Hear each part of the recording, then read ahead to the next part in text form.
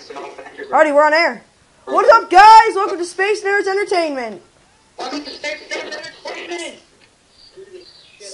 So, today, guys, we are going to be talking about the geekiest and nerdiest things you can think of. Anything you can think of, literally. If you have any questions in the comments, feel free to ask. And if you can't hear a word I'm saying, I'm so sorry. Like he just said. So there's been some new news for the Avengers Infinity War trailer. Really? Yeah, it comes out. It's supposed to come out September 29th. I heard about that recently, but I saw the leak for the trailer, and it looks so good. It did. So I'm starting to think that Avengers Infinity War is going to be the best Avengers movie. I think so too, but so far we'll have to let that wait to be seen. Yes. So, I love the new Spider-Man armor, though. The Mark II. yeah. So far, I really like the new Iron Spider, though. A lot of people are really skeptical about it, though. Yeah. I think it looks good. I think it looks really nice, the way they did it. They took a new look on it. I'm glad they didn't, I've seen a lot of, custom art for the actual comic book Iron Spider. And the way it looked good. But, people took the Avengers Infinity War suit, and they put it next to the original Iron Spider suit, and it said what we wanted and what we got. And then it said below it said, not exactly what I wanted. And that's where I kind of can disagree, but I kind of can agree. I really hope that the new suit that Spider-Man has in Infinity War has, mechanical arms that can come out of it, or something interesting. And I really hope that, so far the suit is good, though. I think the design is perfect. It's spot on. It looks like it was made in the MCEU. Yeah. But so far, it's yet to be said if the suit's going to look good in the movie. So far, the new suit for Iron Man looks amazing. I like Captain America's new look. Especially, I like Black Widow's new blonde hair. It really gives her a new sense of style and mood. And I have a question. I really don't know. Why is Vision in prison?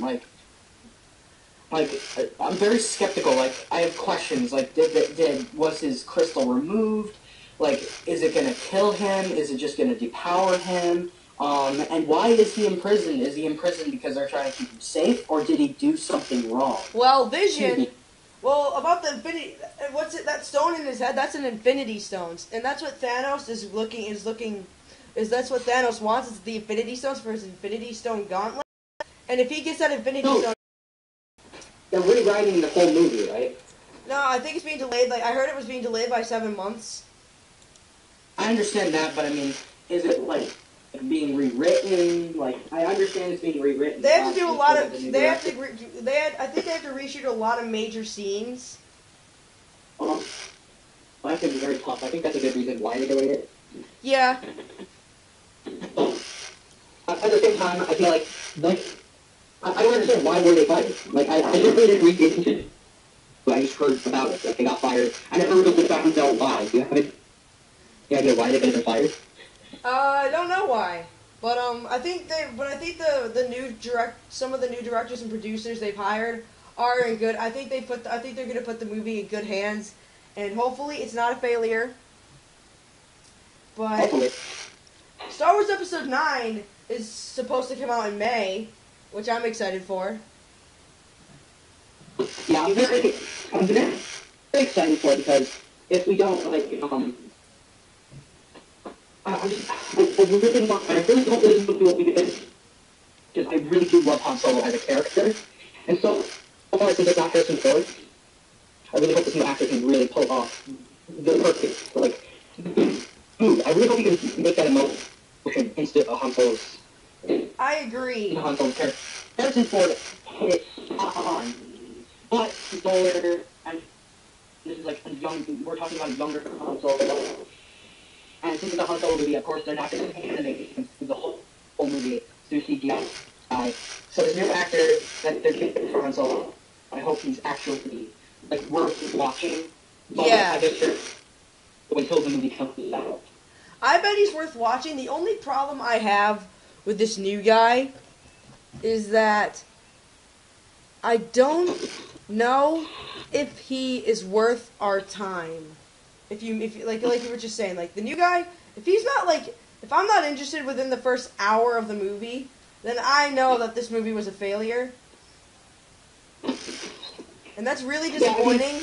That's really disappointing because me personally, I loved Harrison Ford as Han Solo, and without him being Han Solo, I feel like there's like a bit of a gap missing, like a little bit of a gray spot missing. I miss that. I miss that gray spot. Because Han Solo as Harrison Ford, because Harrison Ford as Han Solo is Han Solo. Yeah, it's being Han Solo, though. I guess he just doesn't like being referenced by Han Solo. He wants to be referenced by his own name, and I mean, he doesn't like the character anymore, and that really kind of hit me emotionally because I really like Han Solo's character. Me too. But it's still, you gotta move on from things. I really hope he had a good time starting The Force Awakens because that's the last time we're really ever going to see him. Spoilers if you haven't seen it yet. Probably pretty fascinating. So some of the new video games that are coming out in 2018. Have you heard about the new Arkham Insurgency? Yeah, that's it. Rumors that we still like the producers are saying, like the producers from the game are saying, like it's WB on shit all that. They are making the game, but it's not. It's still like they can talk about it, but the action of seeing the trailer, like I want to see the thing. It doesn't matter if there's a trailer, if there's actual game images, like for instance Telltale for Batman. Before they release the actual trailer, they release a set of 3 images, or 2 to 3 images, or 2 to 1 image of the in-game of what we're going to be expecting. We can make theories upon it. That would be very nice to see from this new Batman Arkham Insurgency game. And if we don't get a trailer, at least like images. Images would be nice. What I'm really hoping for a game, I feel like they should be focusing more. I feel like a game that they really need to be making is Star Wars The Force Unleashed 3. I mean, a lot of people can disagree with me, and a lot of people will agree with me, but The Force Unleashed 2 ended off on kind of a cliffhanger. It didn't really end the trilogy. But I feel like if you really think about it, and you make a couple of theories about it, like, it's not entirely the canon anymore. Like, you really disappointed me. I really liked the character for Darth Revan, and they were going to put him in the Clone Wars since the Clone Wars was canon, but since the Clone Wars was canceled, since Disney bought it, because the two were going to be released 3 final episodes. 2 of them were finished, and the final episode was going to introduce Darth Revan, but since the show was canceled and those 3 episodes can no longer be aired, Darth Revan is no longer canon and available for it. And that really kind of disappoints me, but me personally, I'm going to see The Last Jedi this December. And honestly, I don't care if we're really getting an official trailer for The Last Jedi. I just personally want to see what they're going to take. Like I want to see what we've only gotten a teaser, but the only official trailer we're going to get, I hope really lives up to our expectations, and it's not too short, and it doesn't show too, I just don't like to show too much of the movie, but at the same time, I don't want it to show too little. I really hope it, but like what we were expecting, like explained by Luke, like we already have a good general idea why Luke wants the Jedi to end, but at the same time, the Jedi, it's just why? What's his point? What's his point of view? We understand that he lost his generation of Jedi, but at the same time, I want to see what we're going to be able to see, like why, like what. Like, is it changing his thought and path of the Jedi? Is he turning to the dark side slowly and slowly? Or is he becoming an uncanon element of the great Jedi? Like, he doesn't use lightsabers very frequently. He doesn't have to defend himself. He uses the Force as more of a religion rather than a power. Or, it's just, I want to see if he's in the middle concept. Like, I'm in the middle. I don't, like, there should be passion, there should be no ignorance. There should be peace, there should be content. And the Force is just, there is no death, there is the Force. but at the same time, the change should break us, and the Force shall set us free at the same time as there is no death, there is the Force. And that's where I feel like the Great Jedi come intact two together. So that's my thoughts of what The Last Jedi could bring to us. I very much so agree with you. Like what? I really like Luke saying the Jedi must end is very like vague, and I want to know what happens. Like, is he like? Did he just go on full on dark side? Just kidding. Which we all know Luke wouldn't do. But if he does, then Well, like if you think about it, like, he could possibly have turned to the dark side due to his loss of the next generation Jedi. He isolated himself at all his time. I understand he can't really go that much insane to like change his thought and mind and view of the way of the Force. But I feel like he's not changing to the dark side. I feel like he's going to a non-canon element to the Great Jedi, and he's in between. He feels like the Jedi should end, but the Sith should no longer be either. And I feel like people like I feel like they left out the Sith element in it, and they just left the Jedi element in it, and make people be able to theorize that if he's going to the gray side or if he's to the dark side. Well, here's the thing. Luke knows that the Jedi are flawed. I think Luke has figured out that the Jedi were very much flawed. I mean, Order 66, that was some flawed Jedi. I mean, the Jedi were definitely flawed. They weren't perfect. I think Luke's starting to realize that. I think Luke's saying that the Jedi must end.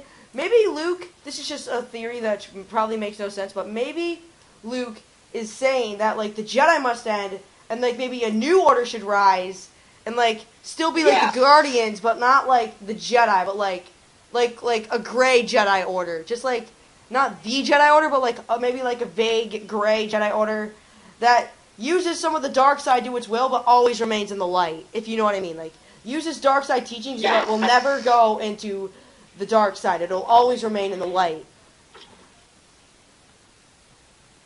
I agree. I feel like the dark side should not be able to flourish, but at the same time, the Jedi should end as well instead of overflowing with ignorance. I feel like there should be able to have a motion. There should be able to have the gray in the middle. Like, there has to be conflict. There is no ultimate balance in the Force. The Force is always conflicted with the dark side, and I feel like the dark side is always going to be there hanging around, but it's never going to be able to flourish due to the light side of the Force completely overrating it. I feel like the dark side should not be able to flourish, but at the same time, the Jedi needs to end. There's never going to be a balance, like a true ultimate balance in the Force. And I feel like that's what I think that's what Luke is starting to turn to, and I feel like that's what he's trying to overcome with it. I very much agree. Now I have made room, and now I know this, that Anakin will be returning in The Last Jedi.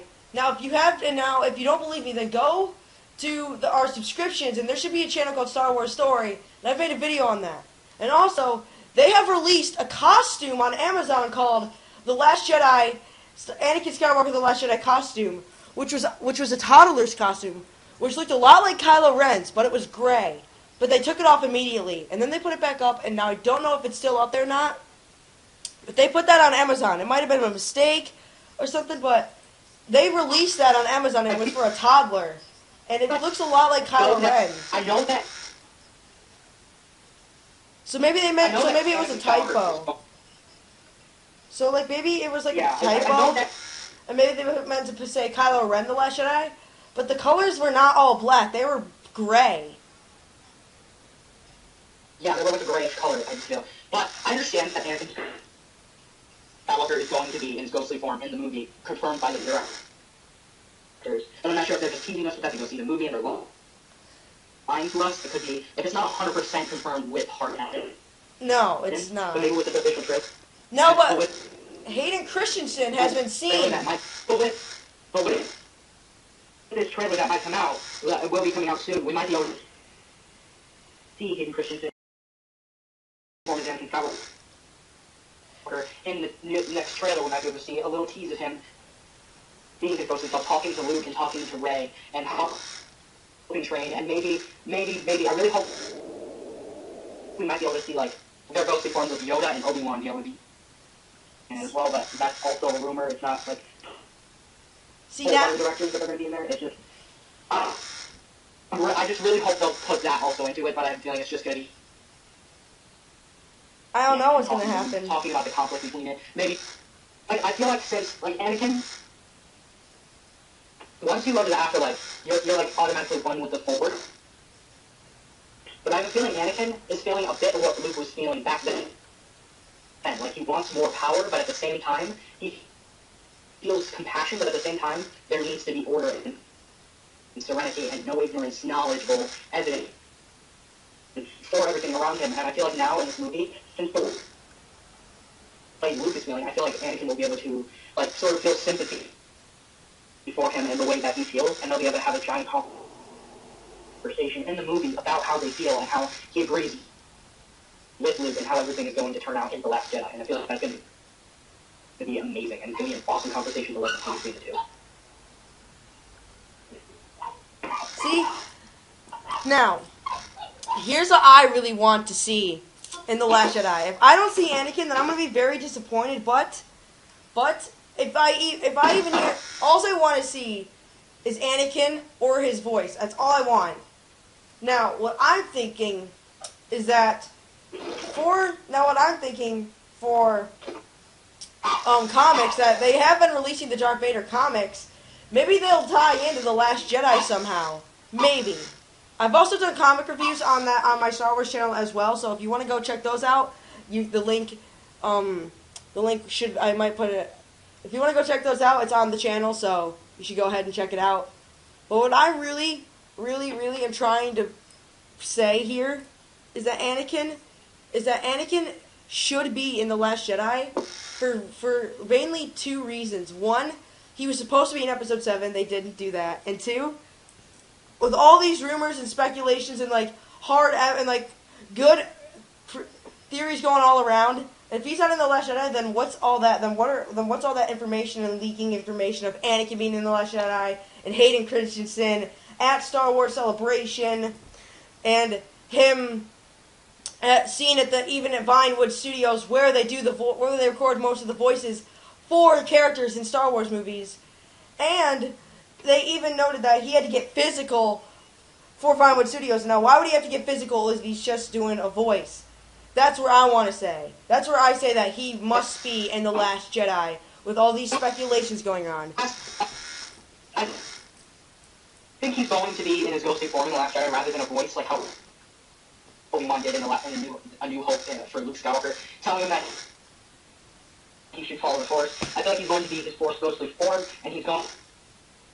But I have a feeling, I'm not sure if Hayden Christensen's going to look different. Like, if he's going to have shorter. He's definitely going to look older, but at the same time, it's a little different because I'm not sure if they're going to put this.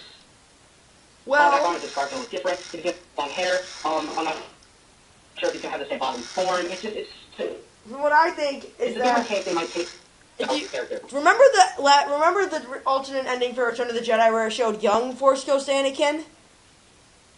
Yeah. What if he's just gonna remain young for all of the since he's a Force Ghost now? What if he will just remain young for like all of eternity or something? Yeah, I'm not sure 100% sure because he was young, the only young one out of all of them. Like Yoda was old. Well, maybe. Well, I have a theory. I have an explanation for that. Darth Vader, his old Darth Vader body, that was the dark side of him, and like when Anakin turned to the dark side at the age 23, and so Anakin before that he was like young and everything. So maybe they took that Anakin, maybe that form of him like embodies the young, outgoing, compassionate Anakin, and maybe that's why they choose it to be that Anakin instead of the young one, because that was when he was last in the light side. Now I know you may argue because he did turn back to the light side after he defeated the Emperor before he died, but maybe that's like the last true time he was like fully in the light side. And now you're probably gonna ask them, why aren't all the other characters young? That's because they've been in the light side their whole life. Anakin hasn't. Yeah, So that's my theory. that makes a lot of sense.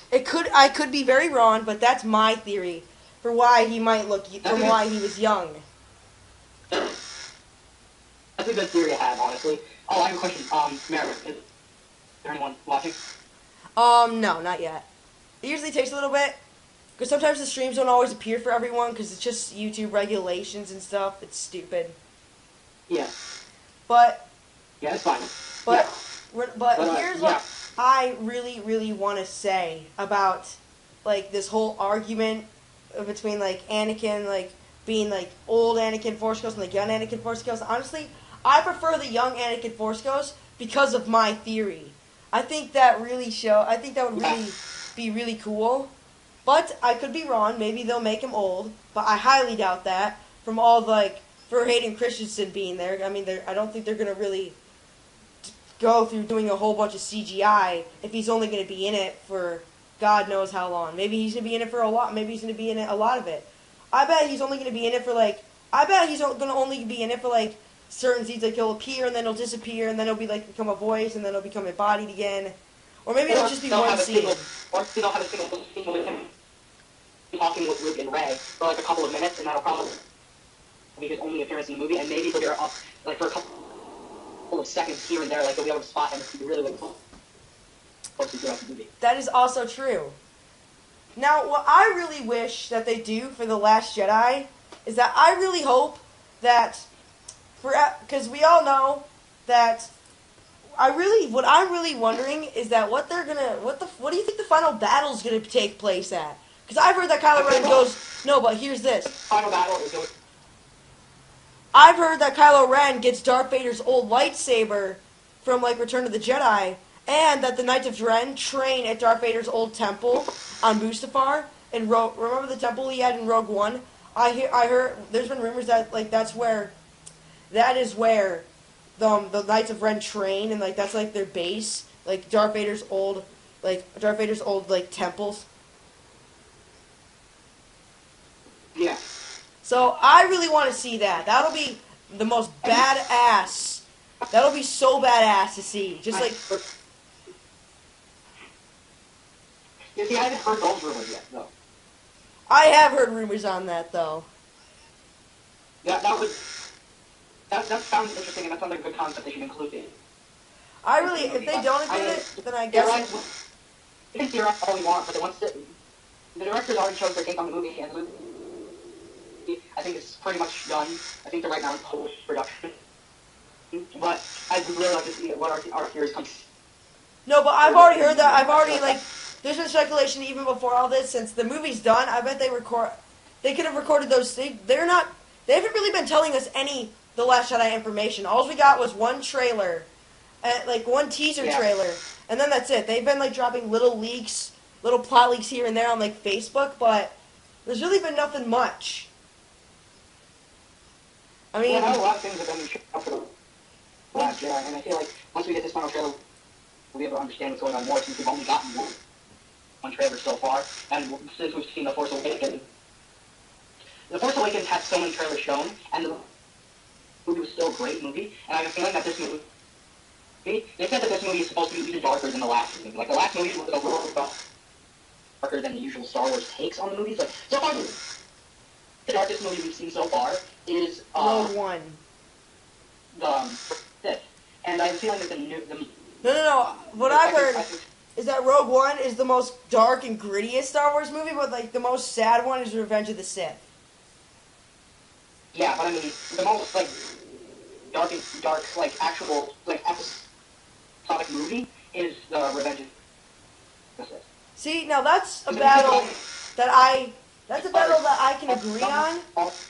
But there's people that say Rogue One is darker because everyone dies at the end. It's not an episodic movie. It's a standalone film. It's not. I'm saying an episodic movie, like episode 1, 2, 3, 4, 5, 6. Yeah, but people have been arguing that Rogue One is darker than Revenge of the Sith, and here's where I disagree.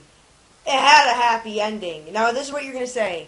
No, I mean this. You might say no, but it did because they got the plans delivered. They said they knew they weren't going to come back, so they knew they were ready to sacrifice. They got the plans delivered. Leia was in it at the ending, and then it took place right into A New Hope, and we all know A New Hope had a good ending as well. So, but talk about but it was the most realistic because of all the war wise.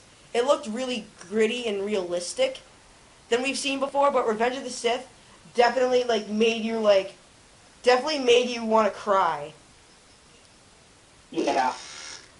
Order 66, the music, Anakin versus Obi-Wan, which is the best Star Wars battle of all time, in my opinion. I mean, some might say the Duel of Fates is better, but no. Duel of Fates was great, but Revenge of the Sith, I mean, come on. It's Anakin versus Obi-Wan. What's more emotional than that? Yeah, that was honestly the most emotional fight I felt in the most badass lightsaber duel is Obi-Wan versus Anakin. But the most emotional I had in my heart was either the one from Return of the Jedi or the Force Awakens. I can agree with that. I think it was just. I think Return of the Jedi is the force. The way. I think the way the original music kicked in. Yeah. Started to for me, and all started, and that felt so emotional. I could see. You felt feeling the force, and at the same time, the Jedi, Return of the Jedi, he's fighting with his father, and as he's fighting with his father,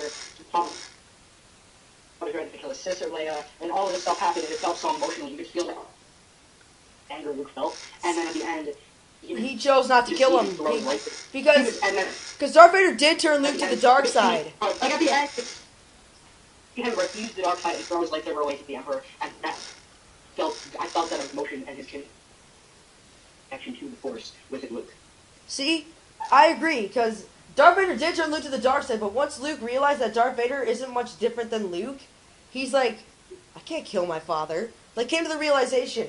And that was really emotional. But The Force Awakens, Rey forcing Anakin's lightsaber, and, the music, like you said, it was really emotional. But, honestly, I gotta give I give it to Return of the Jedi, just for, the connection between the two.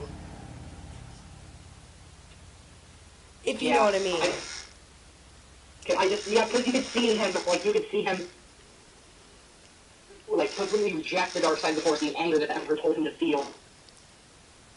And you see him just back away from it and just throw his lightsaber and say, I am not turning, and I'm going to stay, and I'm going to be a Jedi, stay a Jedi for the rest of my time being in the galaxy. Well, like my father did for me. I will not make the same mistake my father did. Now, did you know that... really showed a lot of emotion. Did you know that... Did you know that Return of the Jedi was... at the same time, you could still raise emotion towards the Force, and that really, gave a real undertake that I felt. I agree. Now, for me, did you know that Return of the Jedi was supposed to be called Revenge of the Jedi, and there was original script ending for when Luke puts on Darth Vader's helmet and he says, now I am Vader. I'm so glad they didn't do that ending, because that would have just, ruined it. Yeah, and I like how they really gave that emotion at the end where he didn't change to the dark side. Yeah. Really. It cut you hard. It, gave you that emotion, Luke is a good person. Luke is truly a Jedi. Now, my favorite fight from the original trilogy was on Cloud City. That was my favorite fight from the original trilogy, just because that was the first time we ever saw Luke and Darth fight, and the visuals looked awesome. Yeah, the visuals looked awesome for something from back then. They did. And at the same time, if you really think about it, the most emotional fight I felt from Luke was in Return of the Jedi, but the most action-packed and most trainful sort of fight in the original trilogy was Darth Vader fighting Luke Skywalker on Cloud City, and that really felt... Empire Strikes Back is definitely... And Luke wasn't truly a Jedi yet, so you can truly feel him and his vulnerability toward Darth Vader. Now let me say this. Now, what I say is that the Episode 8, The Last Jedi, is claiming to be better than The Empire Strikes Back, and I don't know if that can happen, because Empire Strikes Back is hands down the best is the best movie from the original trilogy. But my favorite Star Wars movie to this day is Revenge of the Sith. And see, my favorite. I don't have favorite out of the whole trilogy, my favorite prequel, which a lot of people will disagree with this, is Attack of the Clones.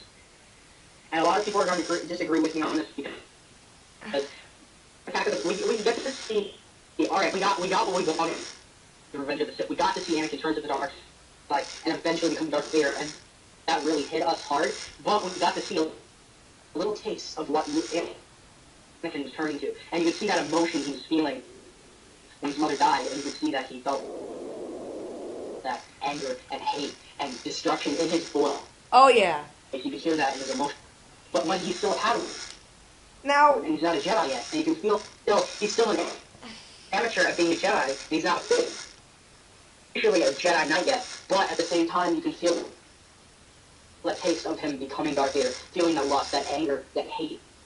yes, I agree. And you can feel that for the dark side, and that really, really, really, really hit me hard. But at the same time, Revenge of the Sith, hands down, everyone loved it much better than Return of Attack of the Clones. And my favorite personal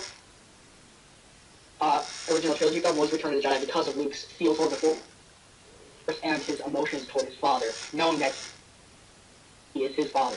And a lot of people disagree with me on that because you're right, The Empire Strikes Back is officially, hands down, the best original trilogy film, but because it has such an emotional feel to me, Return of the Jedi is my favorite original trilogy film.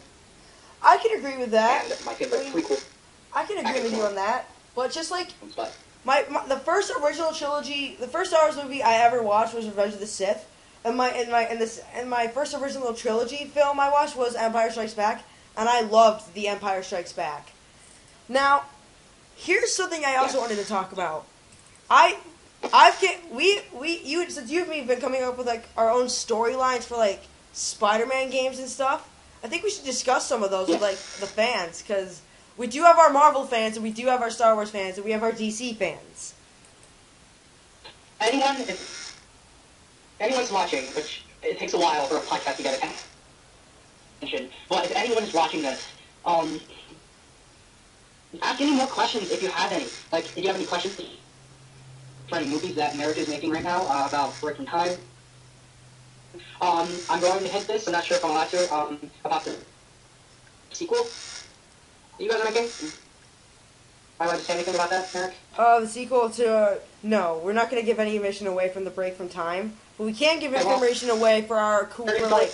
Next one, we're not giving information away, but if anyone's watching, we are officially confirming that there will be a sequel, but we're not going to give any information. That's just going to have to wait until the movie is done. I am going to be producing my own movie, and Merrick is going to be featured in it, and Merrick is actually going to be the main person in the film. I'm going to be directing and writing most of it. It's still in the script writing pre-production right now. We're not going to start filming it till till late next year, and my goal is to release it as a Christmas present to all of our fans. But if that can't happen, then we'll have to release it the next year in 2019. But right now, I'm going to help Merrick give his full attention to his Break from Time movie. If anyone's asking for a DC movie, we're not making a dude. DC movie at the moment. Right now. Yeah. Someone commented. Switchblade 101 said, "What's up? I have a question. What is your favorite food, and who is your favorite superhero?" Well, my favorite food, I don't really know. I love lots of food, but my favorite superhero is hands down Spider-Man. Or it's a debate between Spider-Man and Flash, but I say Spider-Man. Spider-Man's been my favorite since I was a kid, so Spider-Man. So, what's your favorite food? Me, I thought...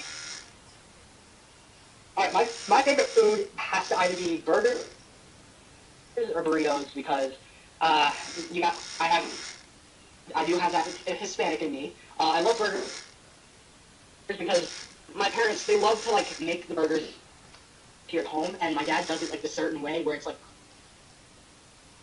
perfectly, like it's like crispy on the outside and it's like greasy inside, but like the good calorie greasy. So it's like when you bite into it, it looks like it's perfectly home cooked.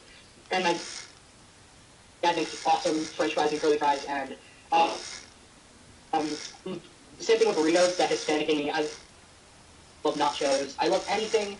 I love a lot of Mexican food, but it doesn't settle with me well for some reason. And my favorite superhero has to either be Spider-Man or Batman, because those two superheroes really had emotional impact on me. I love playing Batman and wearing costumes for Halloween. I love wearing Spider-Man costumes around the house. When I was like 5 or 6 years old, I used to try to climb my walls, and my parents would always have to like tell me to stop. So really, my most emotional superheroes would have to be Spider-Man or Batman. Right now, I'm into both.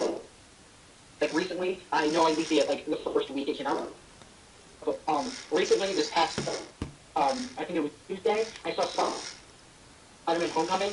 Hands down, my official favorite Spider-Man movie, and I am really like right now. Into a lot of Batman games like Batman Arkham Origins, Arkham Knight. I have been playing a lot of Return to Arkham and the original Arkham for Xbox 360. I've been playing Return to Arkham and just playing it and relaxing, just taking a breather. And a lot of that really impacting on a lot of Batman, and I've been into a lot of Batman, like, related any gaming, anything coming out, a lot of movies, like Justice League I'm really excited for. I want to see their take on Yeah. their new impact on the Justice League. Has a very emotional, so the most emotional has to be Spider-Man, but the most I can geek out on is Batman, because I know so much about Batman, but I don't know as much about Spider-Man, but it's the most emotional to me, because that's the most I would use it. So, Alright. We got another comment. I don't have one official favorite. I love Spider-Man and Batman the best, because they really had like, the most geeky and emotional impact on me, and I love burritos. Yeah. Burgers, they're just amazing. I love meat. I love anything. We got another comment. Switchblade 101 says again, awesome. Now, what are your thoughts on a totally made up Spider-Man story? Well, here's what I had in mind for a totally made up Spider-Man story. So Peter Parker obviously becomes Spider-Man, but with everyone's fan favorite Miles Morales, I'm going to take it more dark and grittier. Miles gets bit by the spider that bit Peter, but it takes place in a lab instead of like out in the open, and in this lab they're like and then this lab, it's like the heat is really high, and like it alters the DNA in the spider, and like when the spider bits him, the radiation is so high it takes away his legs, so he can't walk anymore. And Miles Morales then finds the real Spider-Man and finds a way to contact him and tells him what happened, and tells him that he knows a lot about crime because his uncle, who's in Spider-Man Homecoming, is like a part of crime and stuff, and he can hear him talking over the phone. So they team up, and Miles is like this intelligence, like always on like it's like behind the scenes, like on the computer, like telling him locations and like giving him locations. And Norman Osborn is running for mayor, which I think was done in Spider-Man PS4, and Harry Osborn is the creator of Oscorp. And Harry Osborn is the creator of Oscorp. And what happens is that Harry finds out that his dad is sick because of the Goblin's disease, and but in this version, the Goblin's disease isn't genetic. So what Harry does is that he tries to come up with a cure for his dad, and it's unsuccessful, and it has to go through human trials. So what Harry does is that he runs it on a couple of people, but those people are bad people, and they were kidnapped by Harry, and so they retaliate. And they take the syringe and stab it into Harry before he can get it in them, and making Harry insane and making Harry become the Green Goblin. And Norman Osborn still needs a cure, so Spider-Man teams up. So Spider-Man teams up with Spider-Man and Miles team up with Norman Osborn, and they try to come up with a cure. And in this version, Norman Osborn isn't really that smart, and he's just like mayor. He has the science in him, but he never really used it like Harry did. And so they try to come up with a cure, because Norman Osborn has access to all of Oscorp because of his son. And so they try to come up with a cure, and they do, but then Harry Osborn steals the cure, and Spider-Man has to work to get it back, facing through numerous villains. And at the end, he does get the cure back from Harry Osborn and gives it to Norman. But it's revealed that Harry Osborn altered the cure, and it kills Norman. Oh my gosh. And Spider-Man has to live with that on his conscience. Honestly, I could agree with that custom story. I could agree with that because it's like a new take. It's different. It's a, I'm not sure if the person who asked this question is let's see what they have to gonna say. agree with this story. I question though. If this person is watching, can they hear me? And if not, then just say yes or no. Yes, they can. Okay, cool. This person said, "Love it, dark and gritty." Yep. So Switchblade, you like it? You like the storyline? That's good. So I'm gonna end the podcast now and never come back. No, I'm just kidding. But for real. Oh. So what I was thinking is that like for like maybe the Spider-Man storyline, maybe we could make it into like a fan fiction or like a comic, or maybe we could make like Lego scenery on it. Cause cause obviously if you've been on the channel, you know that we love to like make Lego mocks and like do Legos. Now. Yeah. Now. A lot of Lego. Like right now, I have a big project that's pretty much done. I have to do it with Eric here, and once that is finished, then he has an outfit that he's working on still. It's still a work in progress. He had it finished, but he's still making modifications to it. But he's going to do that after mine's finished. I have to do it, but do it with me. This is our channel, so. Dude, guess what? We got a comment. You got a comment just for you. Switchblade asks Zach, can you tell me your made-up version of a Batman story? Okay, so Batman is young, and he is very into his Batman story. He's rich, but he has problems. He has visions of people.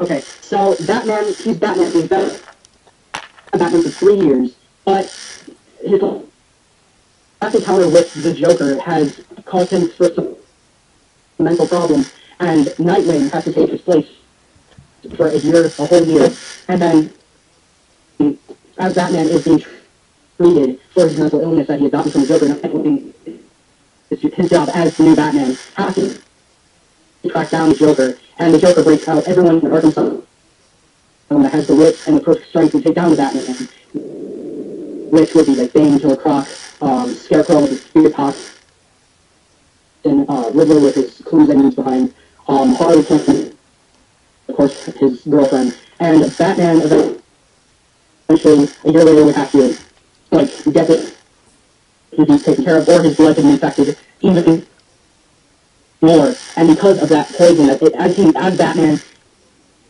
is being treated, he has a year to live because it's poisoning his blood and it's taking the iron in his blood cells. It's depleting his iron in his blood, and it's making his blood thinner and thinner and thinner. And the more it's thinning out, the less his heart is producing blood. So now he's in more of a, and now he's more vulnerable, and now it's up to Nightwing and his son Damian Wayne as Robin have to work together, since they don't really get along all that easily.